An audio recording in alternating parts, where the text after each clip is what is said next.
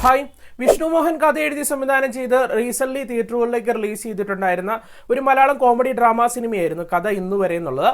ബിജു മേനോൻ, അതുപോലെ മേതിൽ ദേവിക, അനുശ്രീ, നിഖില വിമൽ, ഹക്കീം ഷാ, സിദ്ദിഖ്, അങ്ങനെ തുടങ്ങിയ വലിയൊരു താരനിരയൊക്കെ ഉണ്ടായിരുന്ന ഒരു ചിത്രം കൂടിയാണ്. ചിത്രം ഇപ്പോൾ ആമസോൺ പ്രൈം വഴി OTT റിലീസിംഗ് നടത്തിയിട്ടുണ്ട്. കൂടാതെ മനോരമ മാക്സിലും അവൈലബിൾ ആണ്.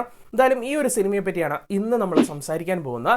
ചിത്രത്തിന്റെ ഒരു പ്രമേയം എന്നുള്ളത് 4 വ്യത്യസ്ത സാഹചര്യങ്ങളിലുള്ള 4 പ്രണയങ്ങളാണ് സിനിമയിലൂടെ കാണിച്ചു തരുന്നത്. അപ്പോൾ ഈ പ്രണയങ്ങൾ എവിടെ പോയി അവസാനിച്ചു എന്നുള്ളിടത്താണ് സിനിമയുടെ കഥ എന്നുള്ളത്. എന്തായാലും കണ്ടു തന്നെ നിങ്ങൾ മനസ്സിലാക്കി എടുക്കുക. സിനിമയിലെ പ്രകടനങ്ങളെ പറ്റി തന്നെയാണ് ആദ്യമേ പറയേണ്ടത്. ഈ ഒരു സിനിമയുടെ കഥയ്ക്കുള്ളിൽ ഒരു 1, 2, 3 പ്രധാന കഥാപാത്രങ്ങളായിരുന്നില്ല ഉണ്ടായിരുന്നത്. മറിച്ച് ഈ ഒരു സിനിമയ്ക്കുള്ളിൽ വന്നിരിക്കുന്ന എല്ലാവർക്കും ഈക്വൽ ഇമ്പോർട്ടൻസ് ഒക്കെ തന്നെയാണ്. എസ്പെഷ്യലി ഞാൻ പറഞ്ഞു 4 പ്രണയങ്ങളാണ്, 8ഓളം ക്യാരക്ടേഴ്സ് ആണ് അവിടെ ഉള്ളത്. 8 പേരും അല്ലെങ്കിൽ ആ ഒരു ലീഡിങ് ക്യാരക്ടേഴ്സ് എല്ലാം തന്നെ നീറ്റായിട്ട് തന്നെ ആ ഒരു ആർട്ടിസ്റ്റുകൾ സ്ക്രീനിലേക്ക് എത്തിച്ചു, അല്ലെങ്കിൽ ആ ഒരു കഥാപാത്രങ്ങളെ നീറ്റായിട്ട് എത്തിച്ചു എന്നുള്ളിടത്ത് തന്നെയാണ് ചിത്രത്തിൻ്റെ ഏറ്റവും വലിയൊരു വിജയം എന്നുള്ളത്. എടുത്തു പറയേണ്ടത് ബിജു മേനോനാകട്ടെ, മേതിൽ ദേവിക ആകട്ടെ, അനുശ്രീ ആകട്ടെ, നിഖില വിമൽ ആകട്ടെ, ഹക്കീം ഷാ ആകട്ടെ, ഇവരൊക്കെ തന്നെ അതുകൂടാതെ ഈ ഒരു സിനിമയ്ക്കുള്ളിൽ 2 കൊച്ചു താരങ്ങളുണ്ട്, 2 കൊച്ചു കുട്ടികളുടെ പ്രണയങ്ങളൊക്കെ ഉണ്ട്. അവരുടെ പ്രകടനമാകട്ടെ, എസ്പെഷ്യലി ആ ഒരു ആൺകുട്ടിയുടെ പ്രകടനമാകട്ടെ, ഇതൊക്കെ തന്നെ മികച്ച രീതിയിലാണ് നിന്നിട്ടുണ്ടായിരുന്നത്. കൂടാതെ കഥയിലേക്കൊക്കെ നോക്കുകയാണെങ്കിൽ ഞാൻ പറഞ്ഞു 4 വ്യത്യസ്ത പ്രണയങ്ങളാണ് കാണിച്ചു തരുന്നത്. ഈ 4 പ്രണയങ്ങൾ പുതുമയാർന്നതായിരുന്നോ എന്ന് ചോദിച്ചു കഴിഞ്ഞാൽ പേഴ്സണലി അല്ല എന്നുള്ളത് തന്നെയാണ് എൻ്റെ ഒരു അഭിപ്രായം. കാരണം അങ്ങനെ വലിയ നമ്മൾ കേട്ട് ശീലിക്കാത്ത പ്രണയങ്ങളായിരുന്നില്ല ഈ 4 തന്നെ. പക്ഷേ അത് അവതരിപ്പിച്ച് എത്തിയിടത്ത് അല്ലെങ്കിൽ ക്ലൈമാക്സിലോട്ട് എത്തിക്കഴിയുമ്പോഴത്തേക്ക് നിങ്ങൾക്ക് ഒരു ചെറിയൊരു പുതുമ തോന്നും എന്നുള്ളത് തന്നെയാണ് വസ്തുത. കാരണം ക്ലൈമാക്സ് ഒക്കെ ഒരു കുറച്ച് ആളുകൾ ഇങ്ങനെ വലിയ പ്രഡിക്ഷൻ ഒന്നും നടത്താതെ ഒരു അൺഎക്സ്പെക്റ്റഡ് ആയിട്ടുള്ള മൊമെന്റ് ഒക്കെ ആയിരിക്കും ഇതിൻ്റെ ക്ലൈമാക്സ് ഒക്കെ നൽകുക. പിന്നെ ടെക്നിക്കലി ജോമോൻ ജോൺ അദ്ദേഹത്തിൻ്റെ സിനിമാറ്റോഗ്രഫി കാഴ്ച എടുത്തു പറയണം. സിനിമ അത്യാവശ്യം ഒരു ക്വാളിറ്റി ലെവലിലേക്ക് എത്തിക്കാൻ വേണ്ടി അദ്ദേഹത്തിൻ്റെ ക്യാമറ കാഴ്ചയ്ക്ക് നല്ല രീതിയിൽ സാധിക്കുന്നുണ്ടായിരുന്നു. അതുപോലെ തന്നെ അശ്വിൻ ആര്യൻ, അദ്ദേഹമാണ് ചിത്രത്തിൻ്റെ മ്യൂസിക് വർക്ക് കൈകാര്യം ചെയ്തിട്ടുണ്ടായിരുന്നത്. ഞാൻ പറഞ്ഞല്ലോ ഒരു റൊമാൻറ്റിക് ഡ്രാമയാണ്. സോ നിങ്ങൾക്കറിയാമല്ലോ ഈ മ്യൂസിക്കിൻ്റെ പ്രാധാന്യമൊക്കെ. എന്തായാലും ആ ഒരു ജോണറിനെ നല്ല രീതിയിൽ തന്നെ സ്ക്രീനിലേക്ക് അല്ലെങ്കിൽ പ്രേക്ഷകരുടെ മനസ്സിലേക്ക് എത്തിക്കാൻ വേണ്ടി അദ്ദേഹത്തിൻ്റെ മ്യൂസിക് വർക്കിനൊക്കെ തന്നെ നല്ല രീതിയിൽ സാധിക്കുന്നുണ്ടായിരുന്നു.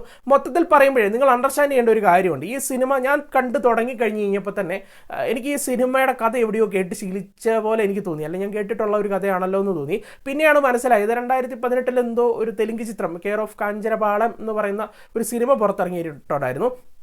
നമ്മൾ തന്നെ കുറച്ച് വർഷങ്ങൾക്ക് മുമ്പ് നമ്മുടെ ഒരു ചാനലിലൂടെ റെക്കമെൻഡേഷൻ നടത്തിയിട്ടുള്ളൊരു സിനിമയാണ്.